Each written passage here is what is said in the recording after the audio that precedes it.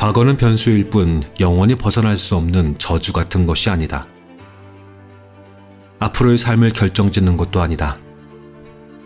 자기 객관을 통해 불행을 다스린다면, 그리고 그걸 가능한 오래 유지할 수 있다면, 나는 당신이 얼마든지 불행을 동기로 바꿀 수 있다고 확신한다.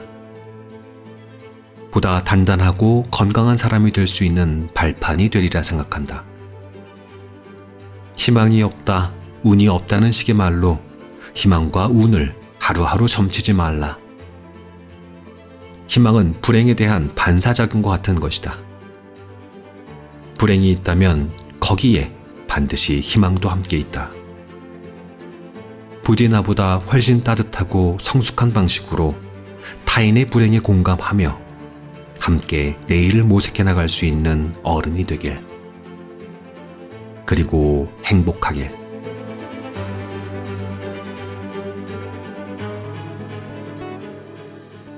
책 읽는 자작나무.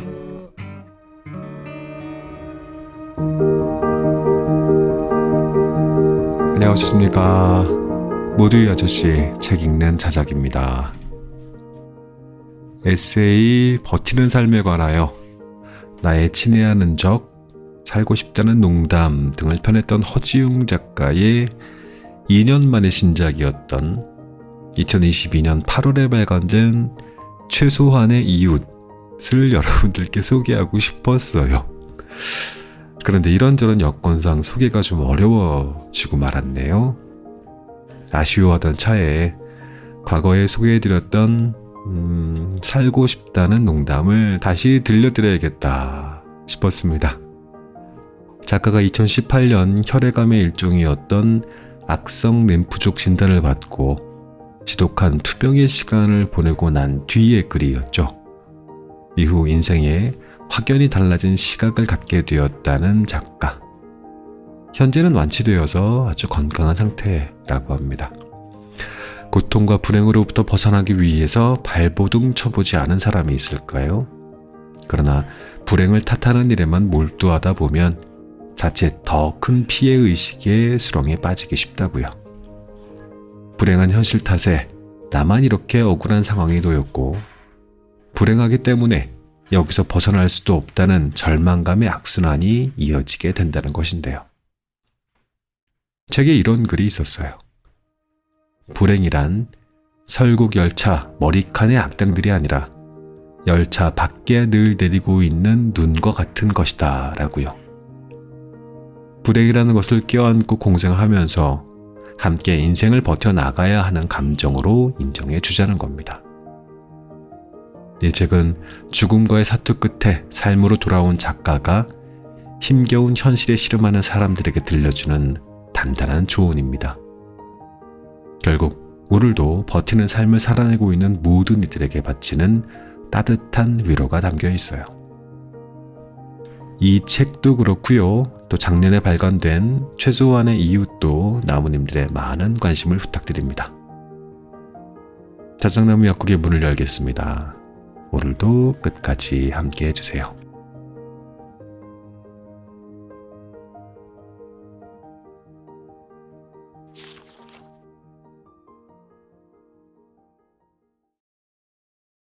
당신 인생의 7가지 장면.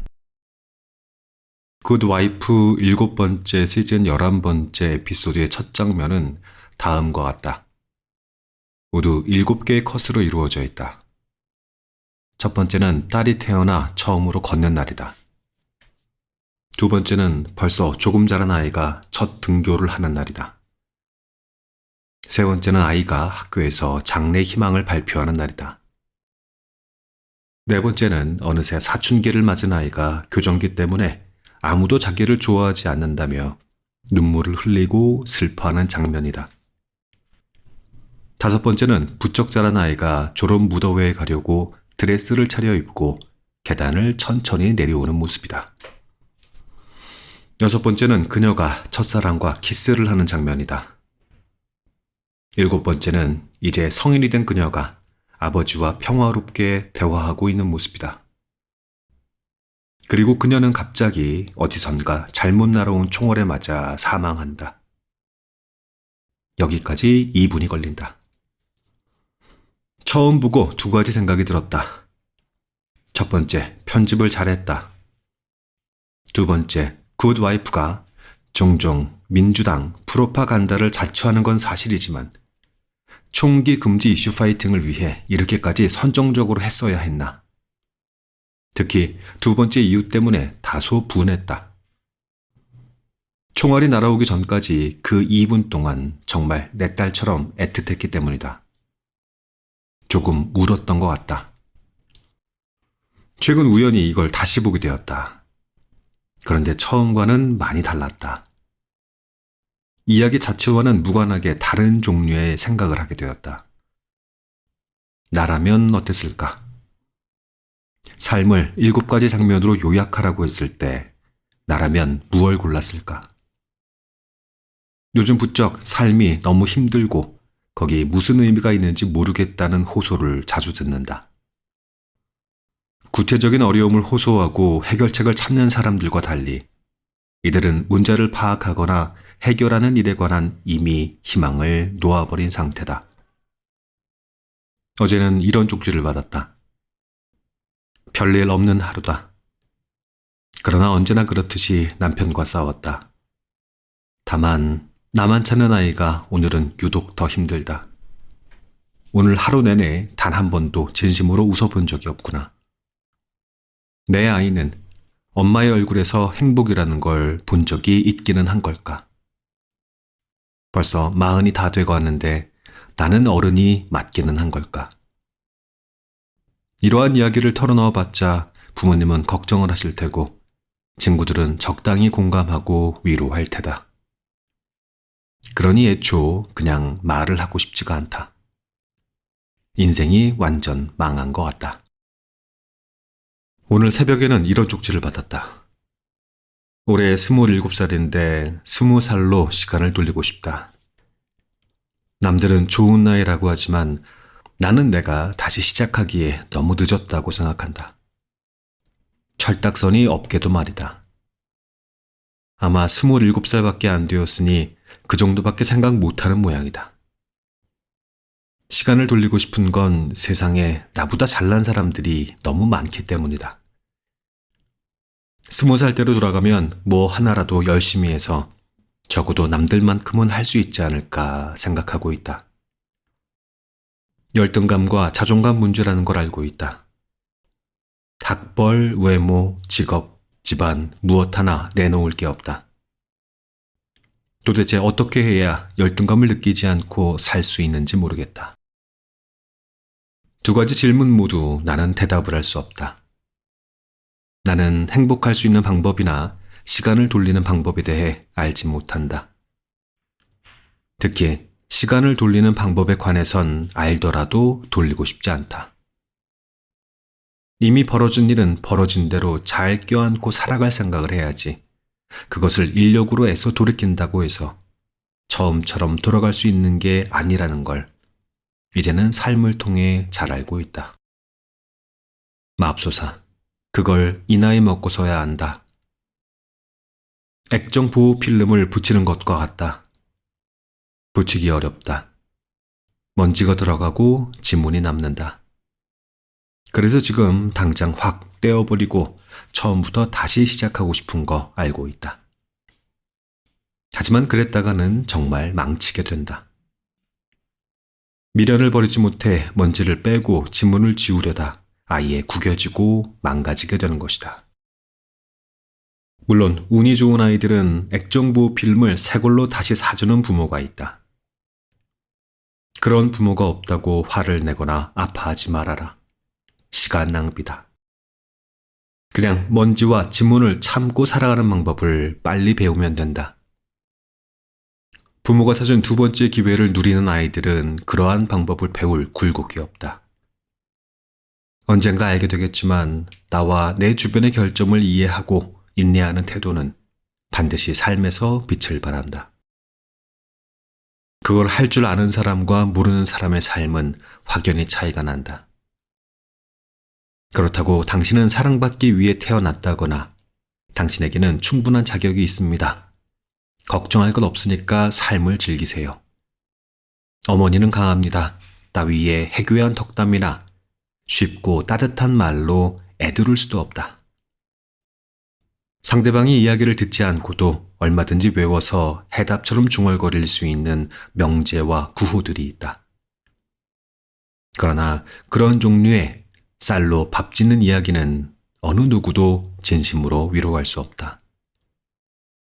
나는 이 두 사람에게 내가 가지고 있지 못한 대답 대신에 내가 하고 있던 과제를 나누어 주기로 했다. 앞서 이야기했던 7가지 장면을 찾는 일 말이다. 제게는 해답이 없습니다. 다만 제가 얼마 전 생각해낸 걸 같이 해봅시다. 내 삶을 대표할 수 있는 7가지 장면을 꼽아보세요. 남에게 보여줄 건 아니고 혼자 하시는 겁니다. 유물론자에게 어울리는 이야기는 아니지만 죽음 이후에 뭔가 더 있다고 가정해보자. 그래서 이제 막 죽은 당신에게 7가지 장면으로 삶을 요약해보라는 과제가 주어졌다고 해보자. 일종의 포트폴리오다. 유튜브 썸네일 이미지라고 생각해도 좋다. 대표 이미지를 7개 고르는 거다. 내 인생은 그저 하찮고 조금도 중요하지 않아서 7개씩이나 되는 장면을 고를 수가 없다며 낙담하는 사람도 있고, 내 인생은 너무 화려하고 중요해서 고작 7개의 장면으로는 요약하는 게 불가능하다며 화를 내는 사람도 있을 것이다. 그러나 낙담하는 자도 화를 내는 자도 결국에는 똑같이 겸허한 마음으로 과제를 마치리라 생각한다. 적막한 삶도 소란스러운 삶도 마지막 7번째 장면은 똑같이 죽음일 수밖에 없기 때문이다. 그리고 우리는 모두 혼자 죽는다. 막상 생각보다 훨씬 재미있는 작업이다. 눈을 감고 여태까지의 삶을 펼쳐본다. 내 삶의 가장 충만한 순간이 떠오른다. 또한 가장 비참한 순간이 떠오른다. 가장 평화로웠던 순간이 떠오르고 가장 시끌벅적했던 순간이 떠오른다. 가장 고마웠던 순간이 떠오르고 마지막으로 가장 억울했던 순간이 떠오른다. 수많은 얼굴들이 떠올랐다 사라지고 내가 들은 가장 기쁜 말들과 가장 아픈 말들이 뒤를 따른다. 마지막까지 남아 잘 지워지지 않는 얼굴과 이름들이 있다. 미련이 남지 않게 잘 눌러서 마저 지우고 고개를 들면 이렇게 7가지 장면을 모두 정한다. 나는 여태 내 삶이 농담 같다고 생각했다. 그것도 딱히 성공적이지 못한 농담 말이다. 100명의 관객 가운데 2명밖에 웃기지 못한 실패한 농담. 그게 내가 생각하는 내 삶이었다. 그런데 7가지 장면을 꼽고 보니 생각했던 것보다 꽤 입체적이다. 이야기 속 인물이라고 생각했을 때 적어도 애정을 가지게 되는 종류의 캐릭터 말이다. 7가지 장면을 꼽는 일은 내 삶을 이야기로, 나를 캐릭터로 만든다. 그리고 그 안에서 우리는 더 이상 지나가던 행인이 아니다. 다른 사람들의 과제는 확인할 길이 없다. 사실 이 과제가 제대로 기능하려면 언제까지나 혼자만의 작업이어야 한다. 타인에게 보여주기 위해 선별한 7가지 장면에는 아무런 의미가 없기 때문이다. 과제를 나누어 준 다른 사람에게도 나와 같은 효과가 있었으면 좋겠다. 그래서 망했다는 기분이 들지 않았으면 한다. 시간을 돌려서 처음부터 다시 시작하고 싶다는 생각을 하지 않았으면 한다. 부디 평안하기를. 우리의 삶은 남들만큼 비범하고 남들의 삶은 우리만큼 초라하다.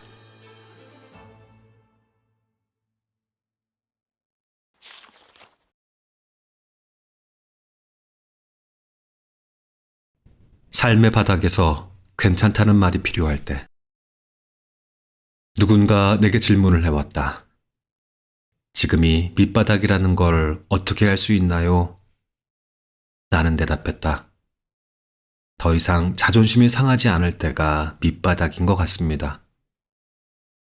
거기 이르고 나면 여기서 더 망해봤자 그게 달라질 것도 없으니 생존을 위해 어떤 노력이라도 할 수 있는 몸 상태가 됩니다. 배고픈 건 주워 먹으면 되고 기분 나쁜 건 내가 못났으니까 하고 넘기게 됩니다. 어떻게든 살아야 하니까 뭐든 할 수 있고 또 뭐든 최선을 다해 열심히 할 수 있습니다.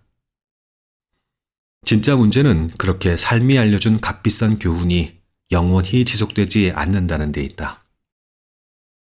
바닥을 찍고 고비를 지나 안정을 되찾게 되면 우리는 매번 처음으로 돌아가게 된다. 머리로 알더라도 행동이 따라주지 않는다.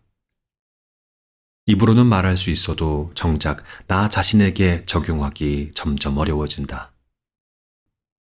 바닥에서 깨달았던 것들은 삶으로부터 얻을 수 있는 가장 소중한 자산이다. 그럼에도 그게 언제 그랬냐는 듯 남의 이야기처럼 들리거나 잘 기억나지 않는다. 가장 중요한 것들을 까먹는 것이다. 그렇게 삶은 계속되고 우리는 실수를 반복한다. 지난 보름 내내 내가 그런 상태였다. 애초 들을 마음이 없는 사람들을 상대로 대화를 하려 노력했다. 진심을 다해 이야기하면 반드시 소통할 수 있다는 망상에 빠졌다. 그렇게 해야 뭔가를 바꿀 수 있는데 라며 마음을 쥐어짰다. 기만이었다. 애초 아무것도 바꿀 수 없다는 걸 모르지 않았다. 지난 10수년 동안 몇 번이고 되풀이해서 배웠던 교훈이다. 아무것도 바꿀 수 없다는 건 말이다. 그래서 투병 후에는 비평도 그만두고 사회적인 어떠한 발언도 노력도 하지 않기로 한 뒤 내 주변의 삶을 글로 담는 작업과 청년들이 나 같은 20대를 보내지 않게 만드는 문제에만 집중했다. 그런데 찰나의 순간 흔들렸다. 그리고 다시 한번 바꿀 수 있다고 생각했다. 도움이 될 수 있으리라 생각했다. 서로 완전히 다른 생각을 가진 사람과 사람을 이어주는 것이 건강을 되찾은 내 소명이라고 생각했다. 오만이었다. 설상가상 오랫동안 신뢰했던 사람이 생각지도 못한 방향에서 뒤통수를 치고 나섰다. 결국 건강만 나빠졌다. 나는 솔직히 사는 게 지긋지긋하다. 재발을 두려워하고 있는 건지 기다리고 있는 건지 구분이 되지 않는다. 환멸이 느껴지고 짜증이 나고 화가 난다. 세상의 추악한 것들로부터 가장자리로 밀려나 끝없이 추락하고 있는 사람들에게 나는 살 가치가 있나요? 라고 질문을 하루 수십 개씩 받으면서 거기에 대고 가치가 있습니다. 라고 대답하는 나 자신이 역겹다. 원고 마감일은 이미 며칠 전에 지났고 한 글자도 쓰지 못했다. 그래서 나는 니체를 다시 읽기로 했다. 걱정할 필요가 없다. 어쩌면 이건 그냥 사랑 이야기다. 내게 있어 니체의 가장 중요한 아이디어는 단연 운명의 아모르 파티와 영원 회귀다. 권력 의지는 여기서 다루지 않는다. 두 개념은 서로 다른 저서에서 등장한다. 하지만 결국 따로 떨어뜨려 이해할 수 없다. 운명애와 영혼회귀는 하나다. 내 운명을 사랑하라는 지상명령과 동일한 것의 영원한 반복이라는 개념이 어떻게 이어져 있다는 건지 말하려면 일단 애처롭고 창피하고 지졸하기 짝이 없는 니체의 사랑 이야기부터 해야만 한다. 니체와 그의 친구 레, 그리고 그들이 사랑했던 루 살롬의 이야기다. 니체는 문헌학계의 스타로 출발했지만 철학자로 변모한 뒤 주로 멸시와 조롱을 받게 된다. 초기 철학은 대부분 쇼펜하우로부터 영향받은 것이다. 쇼펜하우어에게 삶은 고통이다. 빠져나올 방법이 없는 고통이다. 칸트가 물 자체라 불렀고 쇼펜하우어가 의지라 불렀던 세계의 진실에 닿기 위해 쇼펜하우어는 해탈을 요구했다. 말이 길지만 한마디로 어렵다는 이야기다.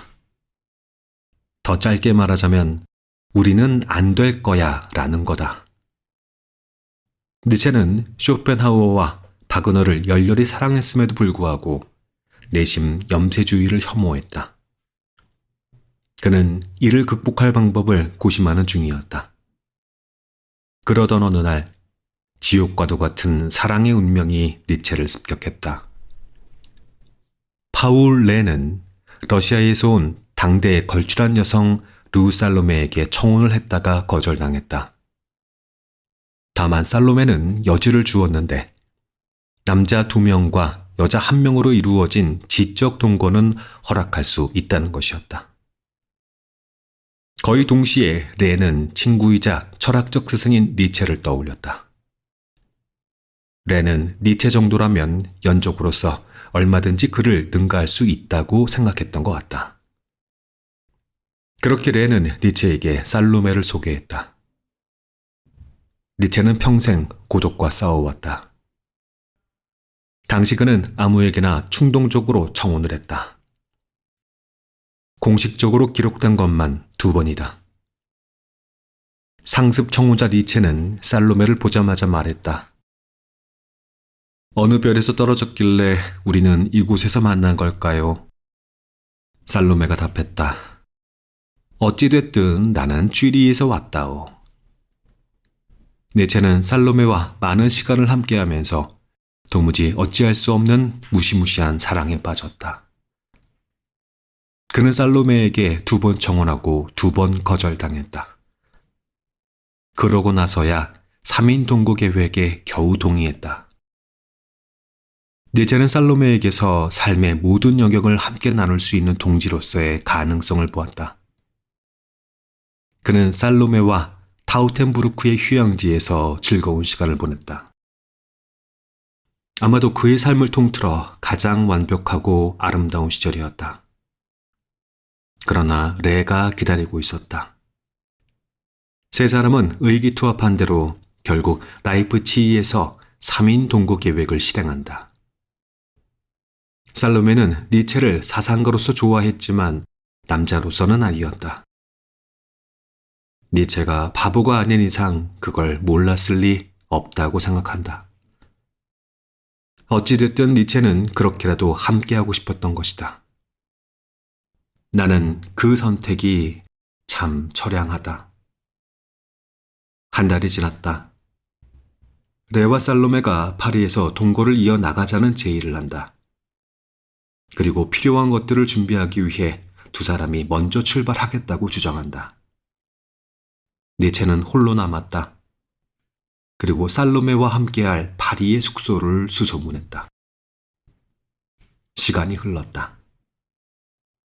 이것들이 왜 연락이 없지? 니체는 조금씩 두려워졌다. 그리고 다시 시간이 흘렀다. 연락은 오지 않았다. 니체는 버려졌다. 그들은 평생 다시 만나지 못했다. 니체는 이후 불면증과 우울증, 그리고 아편에 빠져 2번 죽을 뻔했다. 니체가 이 기간 동안 친구 레에게 보낸 편지를 보면 명치가 저린다. 회유했다가, 욕을 했다가, 살로메를 저주했다가, 모두를 용서했다가, 다시 화를 내다가, 도대체 왜 그랬냐고 울부짖는다. 레는 이후 끝내 살로메가 자신을 선택하지 않고 다른 남자와 결혼하자 별안간 의학을 배워 가난한 사람들을 치료하는 의사가 된다. 그리고 니체가 세상을 떠난 지 1년 후에 자살한다. 살로메는 니체가 죽고 나서 유명해지자 니체에 관한 글을 써서 책을 낸다. 그녀를 욕할 이유는 되지 않는다. 루 살로메는 돌처럼 단단하고 새처럼 자유로운 인간이었다. 니체는 이 지옥과도 같은 시간의 참혹한 밑바닥으로부터 광인처럼 기어 올라와 기어이 필생의 저작을 완성해낸다. 자라투스트라는 이렇게 말했다는 그렇게 쓰였다. 우리 모두 끔찍한 배신에 관련된 기억이 있을 것이다. 고통을 계량화하려는 모든 노력이 부질없듯이 우리가 니체만큼, 니체가 우리만큼 괴로웠을지는 알 수 없으나 그가 겪은 고통의 빛깔이 어떠한 것인지는 공감할 수 있으리라. 니체는 삶이 그를 완벽하게 배신했을 때 대체 무슨 생각을 했던 걸까?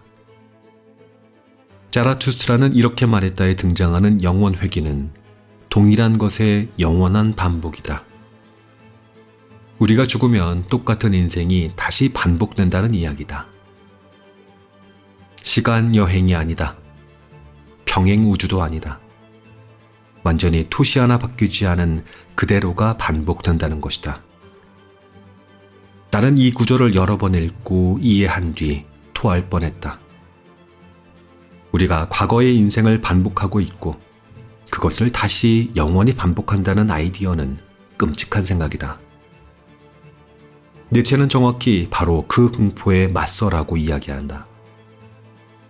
모든 것이 영원히 반복된다는 운명론적 공포를 극복하고 반복되더라도 좋을 만큼 모든 순간에 주체적으로 최선을 다하라고 말하는 것이다.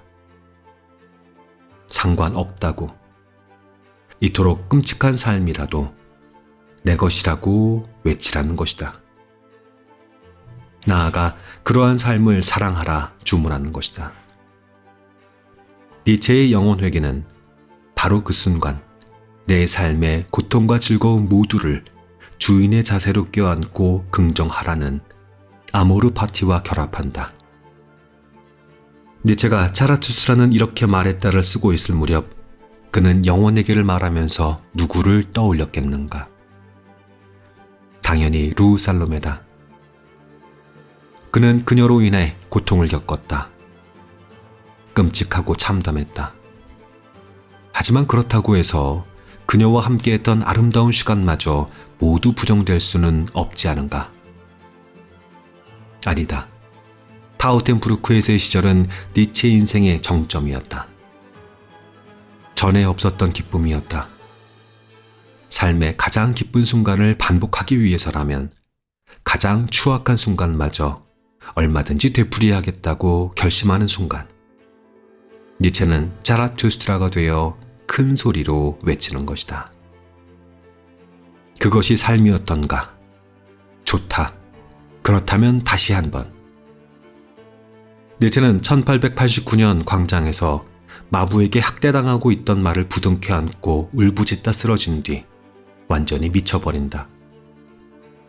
그리고 정신을 차리지 못한 채 1900년 죽는다. 삶에 아무런 의미가 없다 생각되고 연필을 들 의지조차 생기지 않을 때 나는 즐거운 학문이나 자라투스트라는 이렇게 말했다에서 예전에 읽으면서 형광펜으로 칠해놓았던 부분만 다시 읽는다. 그리고 그의 삶을 그의 글 위로 펼쳐본다. 그가 다시 한 번을 외칠 때 어떠한 표정과 목소리였을지 상상해본다. 그러고 나면 견디기 어려울 정도로 슬퍼졌다가 금세 말로 다할 수 없는 용기가 샘솟는다.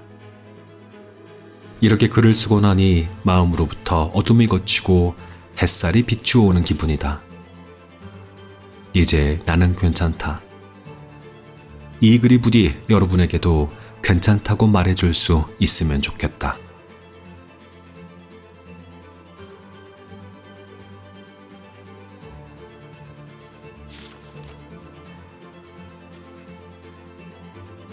이 책의 낭독은 여기까지입니다. 철학가 니체가 저는 그렇게 안 됐어요. 보답받지 못했던 사랑도 그렇고 그로 인해서 건강까지 타격을 입어 결국 완전한 정신쇠약을 겪은 후로는 다시는 글도 쓸 수 없다고 하더라고요. 그렇다고 루살로메를 탓할 수만은 없는 일인 것도 맞습니다. 그녀는 니체에게는 고통의 원천이기도 했지만 그의 철학에 있어서 또 아주 중요한 영감이기도 했으니까요. 영원 회귀. 여러분들은 어떠세요? 여러분들도 이렇게 외치실 수 있겠습니까? 이것이 삶이었던가? 좋다. 그렇다면 다시 한번. 니체는 이렇게 말하고 있었죠. 당신의 삶의 고통과 즐거움 모두를 껴안고 긍정하라. 그의 말이 다시 생각되어지는 시간입니다. 나무님들 사랑합니다. 저는 금방 다시 돌아올게요. 모두 건강하시고 안녕히 계십시오.